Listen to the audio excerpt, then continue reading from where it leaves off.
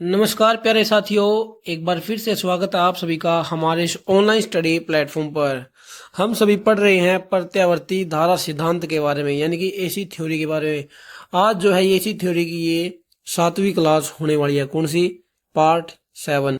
मैंने आपको चैप्टर शुरू करने से पहले ही आपको बताया था कि जो एसी थ्योरी वाला जो चैप्टर है ना, ये थोड़ा लंबा चलने वाला है, क्योंकि ये मेन पार्ट है इलेक्ट्रिशियन थ्योरी का, जो एसी थ्योरी होती है।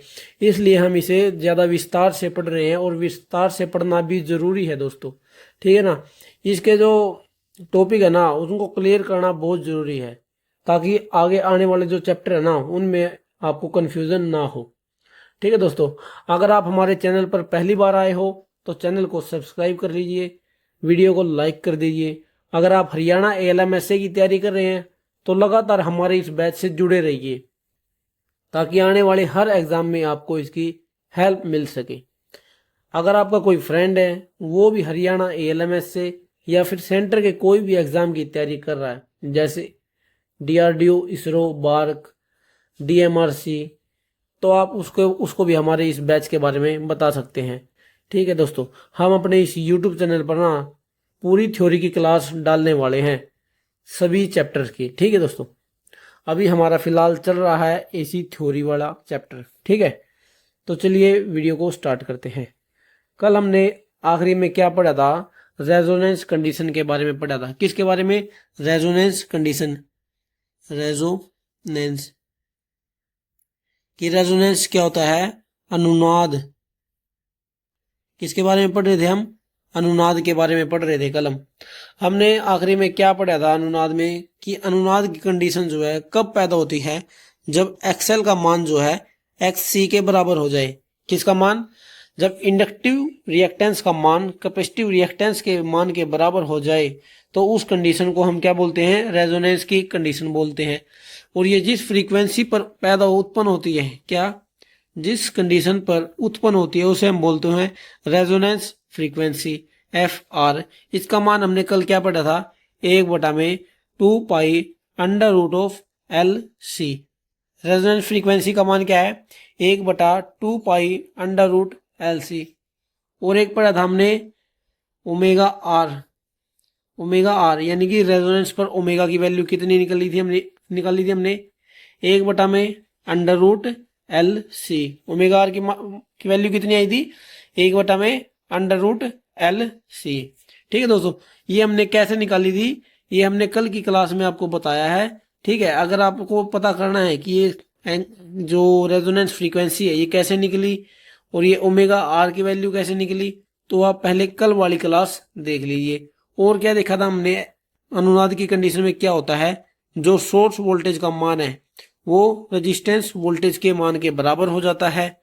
ठीक है, और जो Z का मान है वो R के बराबर हो जाता है, यानी कि जो टोटल प्रतिरोध होता है एक सर्किट का, वो केवल टोटल प्रतिरोध के बराबर हो जाता है। क्या कहना चाहता हूं मैं, कि जो टोटल प्रतिबाधा होती है एक पूरे सर्किट की, वो टोटल रेजिस्टेंस के बराबर रह जाती है। ठीक है, और जो टोटल पावर होती है एक सर्किट की, वो केवल एक एक्टिव पावर के बराबर रह जाती है। जो टोटल पावर होती है वो एक्टिव पावर के बराबर हो जाती है। अनुनाद की स्थिति में जो है रिएक्टिव पावर का यूज नहीं होता। किसका? रिएक्टिव पावर का यूज नहीं होता, और ना ही कैपेसिटिव रिएक्टेंस का या फिर इंडक्टिव रिएक्टेंस का कोई प्रयोग नहीं होता। ठीक है दोस्तों, अनुनाद की स्थिति में ये हमने कल पढ़ा था। और हमने कल कौन सा टॉपिक जो आखिरी में छोड़ा था, वो था, मैंने आपसे पूछा था जो Z है यानी कि प्रतिबाधा है, वो एक अनुनादी सर्किट में मिनिमम होगी, क्या होगी? मिनिमम होगी या फिर मैक्सिमम होगी। ठीक है दोस्तों, ये हमें अपने आप से सवाल पूछना है कि क्या प्रतिबाधा का मान एक अनुनाद की स्थिति में ज्यादा होगा या फिर कम होगा। देखिए, मैंने आप सभी को बताया है, एक जो नॉर्मल है, जो एक पहली कंडीशन क्या थी हमारी? XL ज्यादा है XC से। इसमें Z का मान हमने क्या निकाला था? इसमें निकाला था √R² plus XL minus XC का होल स्क्वेयर, ये निकाला था। और जब हमने XL बराबर XC किया, यानी कि अनुनाद की स्थिति में Z का मान कितना आया? Z का मान आ गया R। अब आप मुझे खुद ये बताइए कि यहां पर जेड का मान आपको ज्यादा दिख रहा है या फिर यहां पर ज्यादा दिख रहा है। आप कहेंगे सर हमें जेड का मान तो यहां पर ज्यादा दिख रहा है, क्योंकि यहां पर आर स्क्वेयर के साथ ना कुछ जुड़ेगा। एक्सएल माइनस एक्स सी करके भी ना कुछ तो वैल्यू बचेगी ही। जब भी हम एक्सएल माइनस एक्स सी करेंगे कुछ ना कुछ वैल्यू तो बचेगी ही, इसलिए आर के साथ यहां पर कुछ ना कुछ तो जुड़ेगा, तो यहां पर जेड का मान ज्यादा हो जाएगा। और यहां पर तो केवल जेड का मान आर के बराबर ही है, यहां तो आर के साथ कुछ जुड़ भी नहीं रहा। तो हम कह सकते हैं एक अनुनाद की परिस्थिति में यानी कि एक रेजोनेंस कंडीशन में जेड का मान जो है मिनिमम होता है, जेड का मान मिनिमम होता है। और एक जो नॉर्मल सर्किट है, मान लीजिए अनुनाद से अलावा आरएलसी सीरीज सर्किट है जिसमें एक्सएल का मान एक्ससी से ज्यादा हो सकता है या फिर एक्ससी का मान एक्सएल से ज्यादा हो सकता है, उस कंडीशन में जेड का मान मैक्सिमम होता है। ठीक है दोस्तों, इतना आ गया समझ कि जेड का जो मान है रेजोनेंस की कंडीशन में मिनिमम होगा, और जो एक आरएलसी सीरीज सर्किट होगा जो अनुनाद से अलग होगा उसमें जो है जेड का मान मैक्सिमम होगा। अब मैं आपसे पूछता हूं आई का मान भी बता दीजिए, आई का मान मिनिमम होगा या फिर मैक्सिमम होगा, मिनिमम होगा या मैक्सिमम होगा। हमने क्या देखा, जेड का मान जो है एक रेजोनेंस कंडीशन में कम होता है, जेड का मान क्या होता है, कम होता है, यानी कि मिनिमम होता है। कब, रेजोनेंस की कंडीशन में। और हम सभी को पता है आई का मान क्या होता है, आई बराबर वी बटे जेड होता है। अगर रेजोनेंस कंडीशन में जेड का मान कम होता है तो करंट का मान ज्यादा हो जाएगा। हम सभी को ये पता आई बराबर वी बटे जेड होता है। अगर जेड का मान कम है रेजोनेंस कंडीशन में तो करंट का मान क्या है, ज्यादा हो जाएगा, यानी कि मैक्सिमम हो जाएगा। एक रेजोनेंस कंडीशन में करंट का मान जो है मैक्सिमम होता है, और एक जो एक्सएल और बड़ा है एक्ससी से, इस कंडीशन में जो है करंट का मान कम होता है, क्या होता है, मिनिमम होता है। लेकिन एक एक्सएल बराबर एक्ससी यानी कि रेजोनेंस कंडीशन में मैक्सिमम होता है। इस दो बातों का आप सभी को ध्यान रखना है। जेड क्या होगा, मिनिमम होगा रेजोनेंस कंडीशन में, करंट जो है मैक्सिमम होगा कब, रेजोनेंस की कंडीशन में। ठीक है दोस्तों, उम्मीद आप सभी को इतना समझ आ गया होगा कौन सा मिनिमम होता है और कौन सा मैक्सिमम होता है। ठीक है दोस्तों, अब क्या पढ़ते हैं, अब आगे पढ़ते हैं क्वालिटी फैक्टर के बारे में। किसके बारे में, क्वालिटी फैक्टर। क्वालिटी फैक्टर क्या होता है एक रेजोनेंस कंडीशन में। देखिए दोस्तों, क्वालिटी फैक्टर को क्यू से तो दर्शाया जाता है, और ये होता क्या है, प्रेरक या संधारित्र के अक्रॉस वोल्टेज, क्या, प्रेरक या संधारित्र के अंदर वोल्टेज बटा में प्रतिरोध के अंदर वोल्टेज, उसको हम श्रेणी के अंदर, श्रेणी अनुनादी परिपथ का क्वालिटी फैक्टर कहते हैं, या फिर हम इसे कहते हैं, कह सकते हैं गुणवत्ता कारक, गुणवत्ता कारक क्वालिटी फैक्टर। क्या होता है ये, वी एल बटा में वी आर, ये कह सकते हैं हम इसे, या फिर हम इसे कह सकते हैं वी सी बटा में वी आर। क्वालिटी फैक्टर का मान क्या होता है, वी एल बटा वी आर, यानी कि इंडक्टर या फिर कैपेसिटर के अंदर वोल्टेज बटा में रेजिस्टेंस के अंदर वोल्टेज, इसको हम ये कह सकते हैं। अब हम इसे आगे सोल्व करते हैं। देखिए वी एल का मान आप सभी को पता है आई एक्स एल होता है, आप सभी ने पढ़ा होगा ना, वी बराबर आई आर होता है। तो यहाँ पर एक्सएल की, यहाँ पर इंडक्टर वाले सर्किट की बात हो रही है, तो वी एल का मान क्या हो जाएगा, यहाँ पर आई एक्सएल हो जाएगा। वी आर का आप सभी को पता है आई आर हो जाएगा, वी आर का क्या होगा, आई आर। उसी तरीके से वी सी का मान यहाँ पर क्या हो जाएगा, आई एक्स सी हो जाएगा। वी आर का आप सभी को पता है आई आर हो जाएगा। ठीक है ना।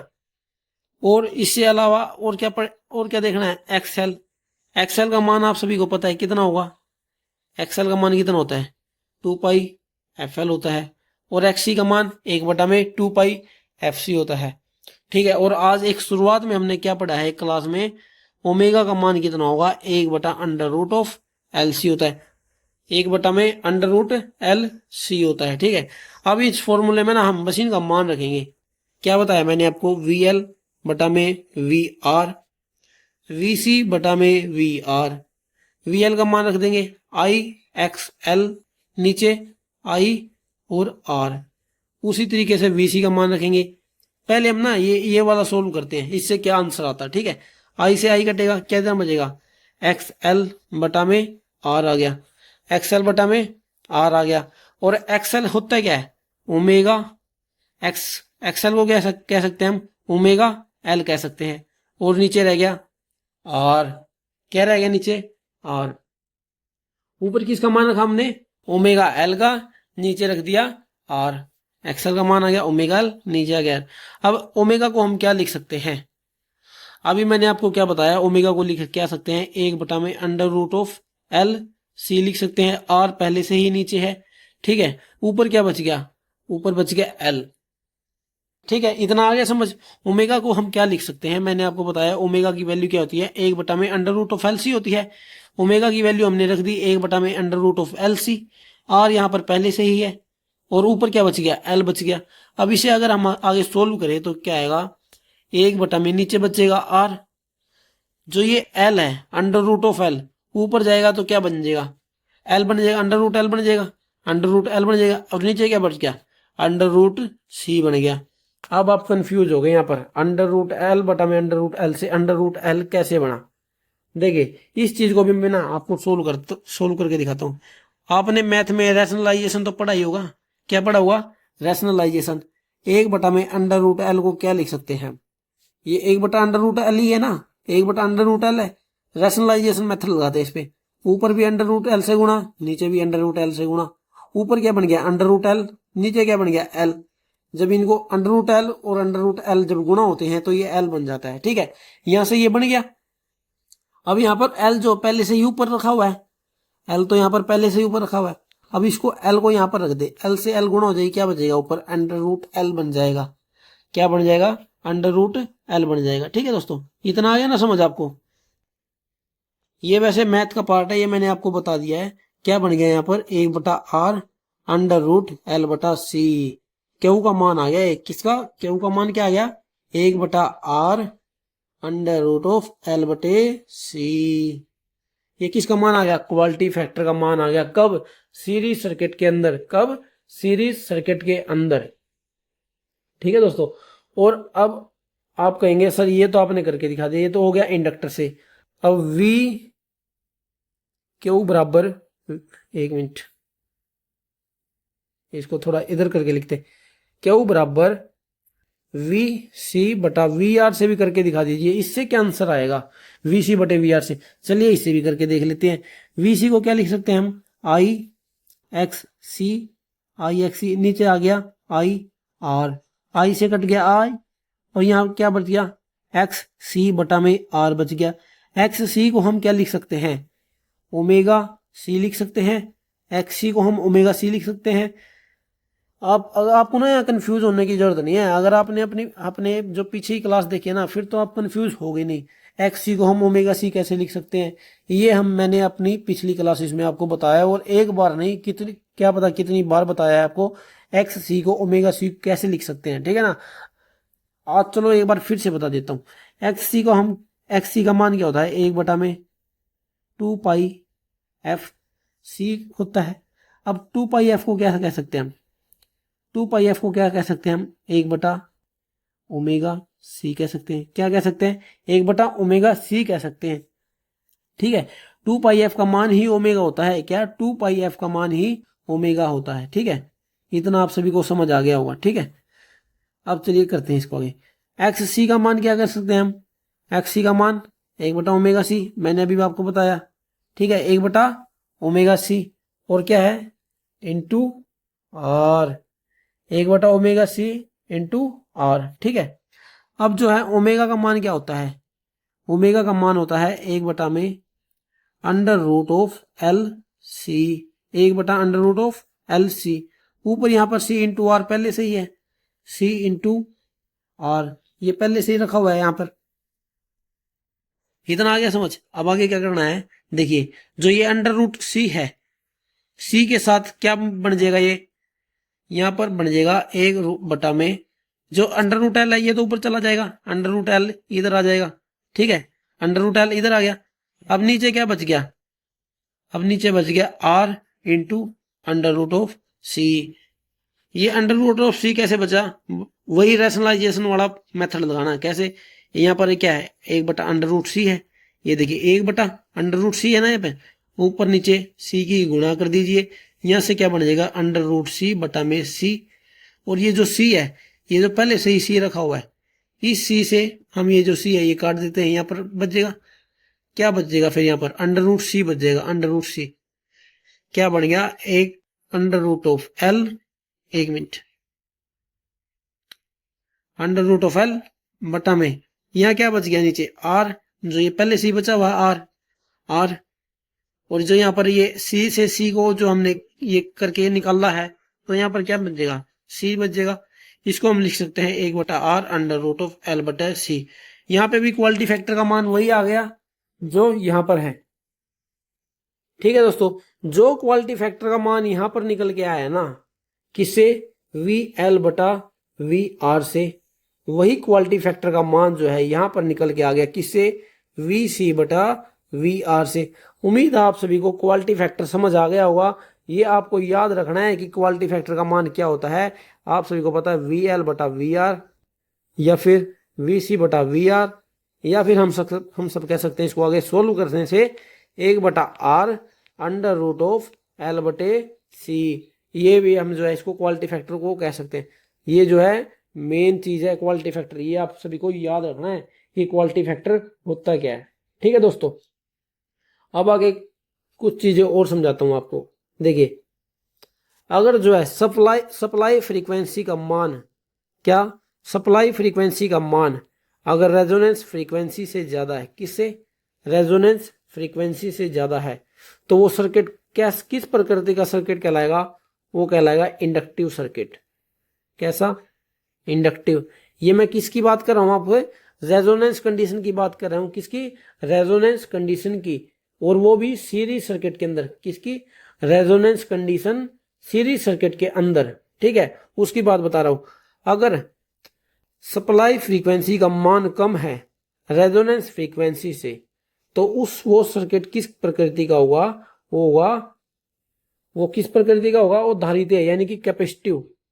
किसका, कैपेसिटिव,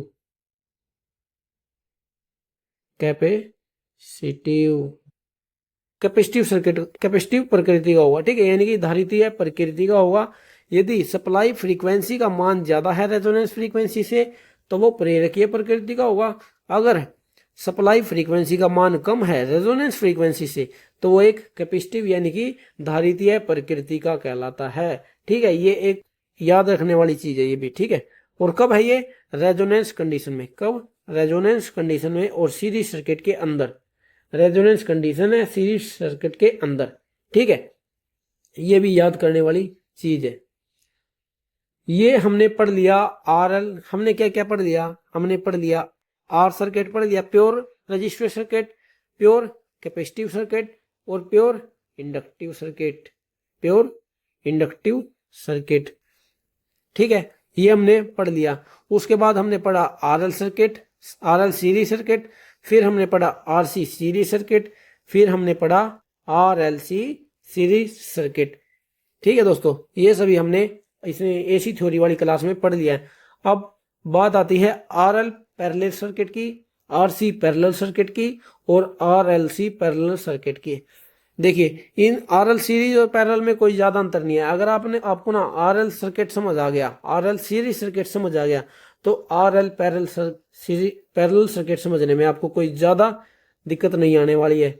आपको RL parallel circuit, RC parallel circuit और आरएलसी पैरेलल सर्किट जो है मोटा मोटा पढ़ा देंगे, आपको वो भी समझ आ जाएगा। ठीक है ना, तो चलिए सबसे पहले समझते हैं आरएल पैरेलल सर्किट होता क्या है। आरएल पैरेलल, आरएल क्या पढ़ेंगे पहले, पैरेलल सर्किट। पैरेलल सर्किट समझने से पहले आपको कुछ याद करा दूं जो मैंने आपको पढ़ाया है। जी का मान क्या होता है, 1/, इसको ना उल्टा करके लिखते हैं। ठीक है, कैसे लिखते हैं, आर का मान क्या होता है, 1/g होता है, आप सभी को पढ़ाया हुआ है। जेड का मान क्या होता है, 1/y होता है।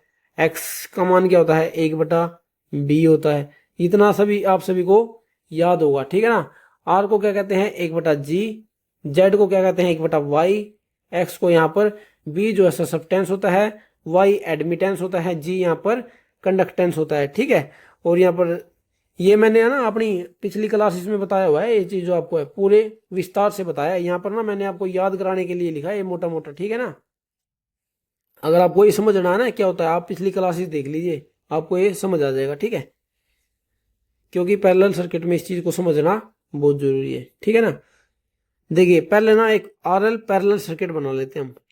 ये देखिए, ये रेजिस्टेंस हो गया, ये इंडक्टर हो गया, यहां पर लग गया एक वोल्टेज का सोर्स यानी कि एसी, जिसे हम वीएस से दर्शाते हैं। ये हो गया आर और ये हो गया एल, ठीक है दोस्तों। अब यहां से क्या गया, करंट गई, क्या गई, करंट।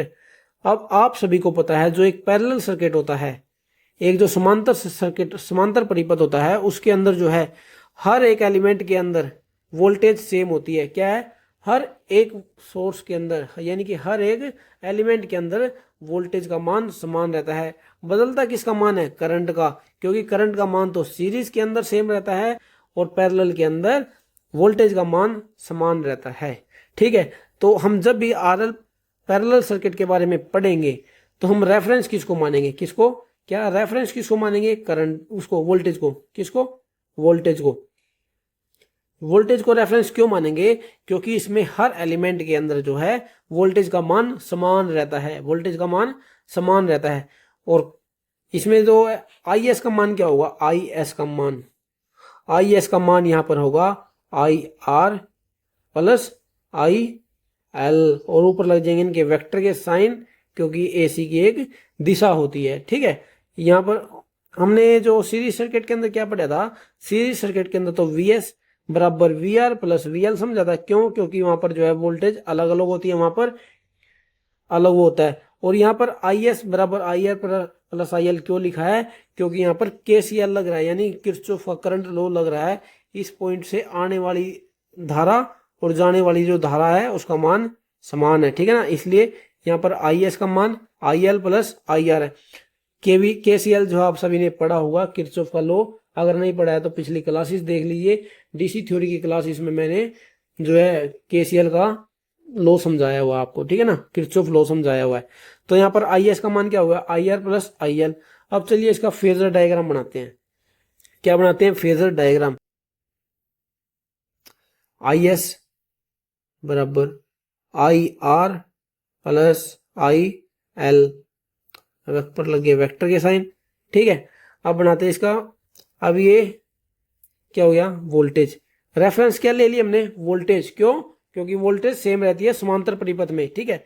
अब आई कहां बनेगा, आई आर कहां बनेगा, आई आर, आई आर तो सेम वी के साथ ही बनेगा।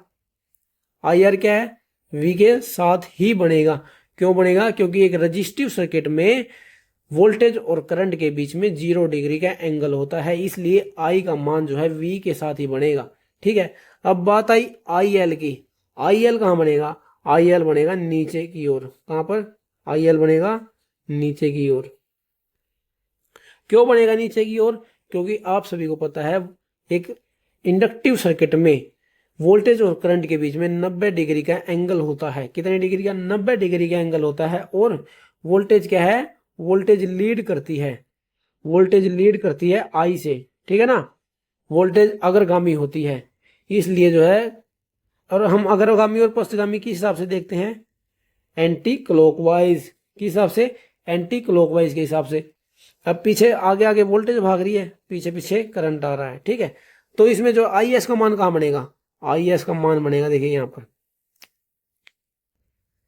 आई एस का मान बन गया यहां पर, ये बन गया एंगल, किस चीज का बन गया ये एंगल, फाई, पावर फैक्टर का एंगल बन गया। वोल्टेज और करंट के बीच का एंगल क्या बन गया, फाई, ठीक है दोस्तों।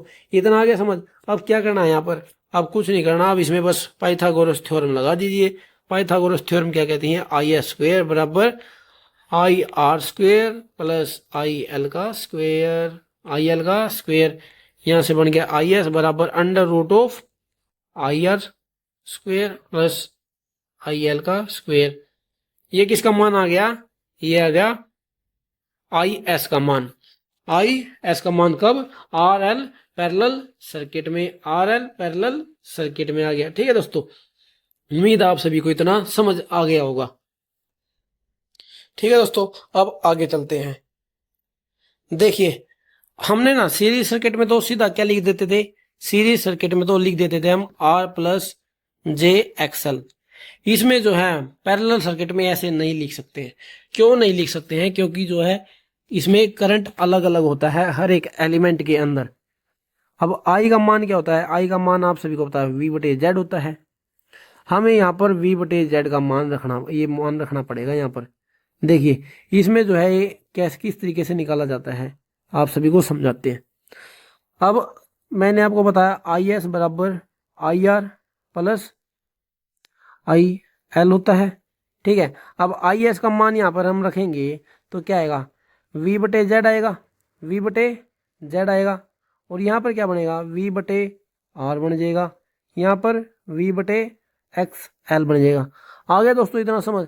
अब जो है यहाँ पर V जो है कॉमन आ जाएगा यहाँ से, और फिर इस V से V कट जाएगा ये, तो हम यहाँ पर क्या बचेगा? 1 बटा जेड बराबर 1 बटा आर प्लस 1 बटा में एक्स एल। देखा दोस्तों, हम जो है इस कंडीशन में इसको नहीं लिख सकते हैं। किसमें? पैरेलल सर्किट में। क्यों? क्योंकि यहाँ पर जो है करंट जो है हर एक एलिमेंट के अंदर अलग अलग होता है।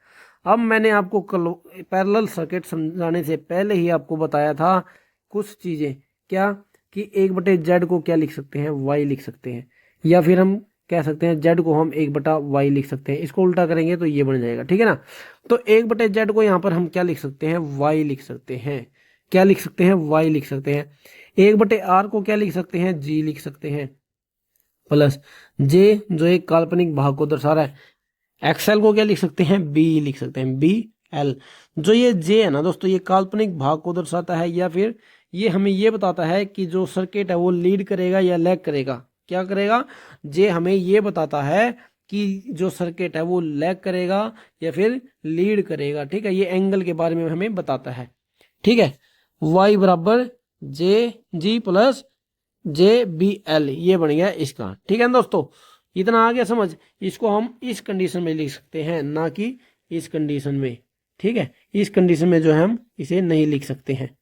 हमें इसे किस कंडीशन में लिखना पड़ेगा? y बराबर जी प्लस जे बी एल के बारे में, ठीक है। अब हम बनाते हैं इसका फेजर डायग्राम। फेजर डायग्राम देखिए, y बराबर क्या था? g plus J B L. ये देखिए यहां पर क्या है? रेफरेंस हमने किसको माना है? वोल्टेज को। रेफरेंस किसको माना है? वोल्टेज को। अब जी कहाँ बनेगा? जी तो यहाँ पर इसके वी के साथ में ही बन जाएगा। जी आप सभी को पता है जी तो यहीं पर बनना है, क्योंकि ये रेजिस्टेंस की जगह आया हुआ है, ठीक है। अब जे बी बी एल का मान कहाँ बनेगा? बी एल का मान, बी एल का मान बनेगा नीचे की ओर। कहाँ पर? बी एल का मान बनेगा यहाँ की, यहाँ पर, ठीक है। अब वाई का मान कहाँ बनेगा? वाई की स्लोप बनेगी यहाँ पर। ये बन गया फाई कोण का एंगल, ठीक है। 5 डिग्री का एंगल बन गया ये। और ये क्या बन गया? वाई। क्या बन गया? वाई। अब जो मैंने आपको बताया ना यहाँ पर, ये आई वाला, ठीक है, इसमें पावर फैक्टर का मान नहीं मैंने आपको बताया। पावर फैक्टर का मान कितना होता है? यहाँ पर पावर फैक्टर का मान क्या बनेगा? पावर फैक्टर का मान बनेगा यहाँ पर आई आर बटा में आई एस, आई आर बटा में आई एस, पावर फैक्टर का मान, ठीक है ना। अब यहाँ पर जो है इसका पाइथागोरस थ्योरम अगर हम लगाएंगे तो पाइथागोरस थ्योरम लगाकर क्या बनेगा? वाई स्क्वेयर बराबर में G square plus B L का स्क्वेयर, या फिर हम इसे कहें वाई बराबर under root of G square plus B L का स्क्वेयर। ये हम यहाँ पर इसे कह सकते हैं, ठीक है ना। अब पावर फैक्टर का मान की बात करें, पावर फैक्टर कितना बनेगा यहाँ पर? पावर फैक्टर बन जाएगा जी बाय वाई। पावर फैक्टर कितना बनेगा यहाँ पर? जी बटे वाई। आ गया दोस्तों इतना समझ? उम्मीद आप सभी को इतना समझ आ गया होगा। ये था RL parallel circuit, RL parallel circuit, ठीक है। अब आरसी पैरेलल सर्किट, उम्मीद आप सभी को ना आरसी पैरेलल सर्किट बताने की जरूरत नहीं पड़नी चाहिए। बाकी तो वैसे तो मुझे, क्यों? क्योंकि अगर आपने आरएल पैरेलल सर्किट कर लिया तो आरसी पैरेलल सर्किट करने में कोई ज़्यादा मुश्किल नहीं है। ये ना आप सभी के लिए ना होमवर्क रहने वाला है। क्या? आप आरएल पैरेलल सर्किट जो है मैंने करा दिया आपको, आरएल पैरेलल सर्किट मैंने करा दिया। आप सभी के लिए होमवर्क क्या रहने वाला है? आरसी पैरेलल सर्किट के आप सभी को आरएल पैरेलल सर्किट, अपने आरसी पैरेलल सर्किट जो है अपने आप खुद निकालना पड़ेगा। मैं नहीं कराऊंगा अब आरसी पैरेलल सर्किट, मैं आपको डायरेक्ट कराऊंगा अब आरएलसी पैरेलल सर्किट कराऊंगा, ठीक है। मैं कराऊंगा आपको RLC पैरेलल सर्किट, जो कि हम अगली क्लास में करेंगे। RC पैरेलल सर्किट जो है आपको खुद करना पड़ेगा, क्या कुछ भी नहीं करना दोस्तों। इसमें क्या है, इसमें खाली एक्सएल का मान जो है वहां पर XC रखना है, ठीक है ना। एक्सएल का मान XC रख दे, BL का मान BC रख दे, ठीक है ना। कुछ भी नहीं करना, बस यही अंतर है RC और RL पैरेलल सर्किट में, ठीक है। यहाँ पर केवल जो ये दिया हुआ है इसकी जगह क्या है, एक कैपेसिटर लग जाएगा, ये इसका सर्किट डायग्राम बन जाएगा। जहाँ पर IL लिखा हुआ है यहाँ पर IC लिख देना, कोई ज्यादा मुश्किल है। रेफरेंस आपको वोल्टेज ही मानना है इसमें, ठीक है ना। फेजर डायग्राम जब बनाएंगे, यहाँ पर जो IL है नीचे की ओर बना हुआ है, यहाँ पर IC बन जाएगा नीचे, और यहाँ पर IL की जगह IC का मान रख देना। ये आपको ना निकाल के रखना है, ठीक है ना, निकाल के देखना है कैसे निकलेगा, ठीक है ना। इतनी क्लासेस देखने के बाद ना आपको रट्टे लगाने की जरूरत नहीं है, रट्टा नहीं लगाना आपको। अगर अब भी आपको रट्टा लगाना पड़ रहा है ना इतना समझाने के बाद भी, फिर कुछ नहीं हो सकता दोस्तों। इतना समझाने के बाद तो ना रट्टा लगाने की जरूरत नहीं पड़नी चाहिए, सब कुछ अपने आप ही निकालना चाहिए, ठीक है। और अगर टाइम लगे ना आपको तो RLC जो पैरेलल सर्किट है वो भी निकालने की कोशिश करना, ठीक है ना। खुद से खुद करने की कोशिश करो, जब ये एग्जाम क्लियर होगा दोस्तों, जब ये आप सरकारी नौकरी के हकदार होंगे, जब आप खुद से खुद करके देखेंगे, ठीक है ना। दोस्तों आज की वीडियो में बस इतना ही, मिलते हैं अगली वीडियो में। अगली वीडियो में हम पढ़ेंगे RLC पैरेलल सर्किट क्या होता है, उसके बारे में पढ़ेंगे। इसमें जो अनुनाद की कंडीशन होती है उसमें क्या होता है, उसमें एंगुलर ये ओमेगा R का मान कितना होता है, और रेजोनेंस फ्रीक्वेंसी का मान कितना होता है, ठीक है। ये हम अगली क्लास में पढ़ेंगे। आज की वीडियो में बस इतना ही, मिलते हैं नेक्स्ट वीडियो में।